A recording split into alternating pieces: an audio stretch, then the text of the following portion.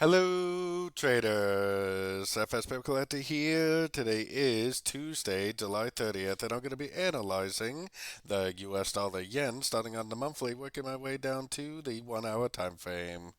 So, first of all, we do have FOMC tomorrow for the US dollar, which is going to be a very big news event, which I will be live streaming on YouTube for. So, definitely make sure you check that out.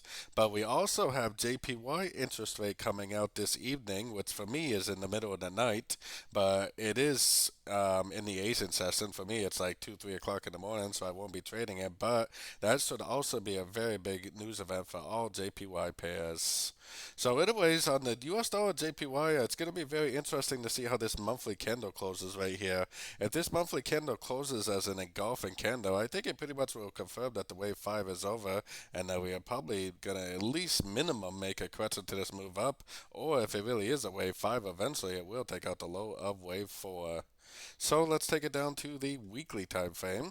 On the weekly time frame, we got a very, very impulsive move to the downside. Like I said, I think worst case scenario is that this makes a correction to this move up right here.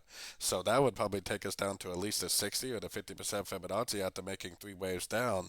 Best case scenario, it really is a wave 5, and if that's the case, this will just keep on trending down like that for either a wave A or a wave 1 downtrend. So taking it down to the daily time frame.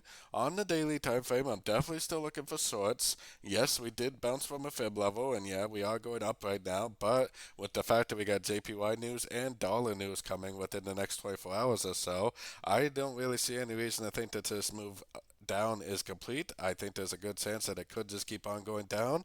The trend is our friend, and this little push out does not tell us that the trend is turned up. So I'm definitely still looking for shorts on shorter time frames.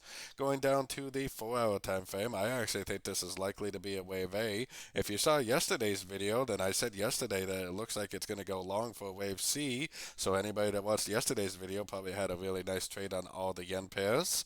I actually think this is an ABC correction. I don't think it's over yet, but I think that at some point, probably at the yen news tonight, it's probably going to end an ABC correction and continue the downtrend.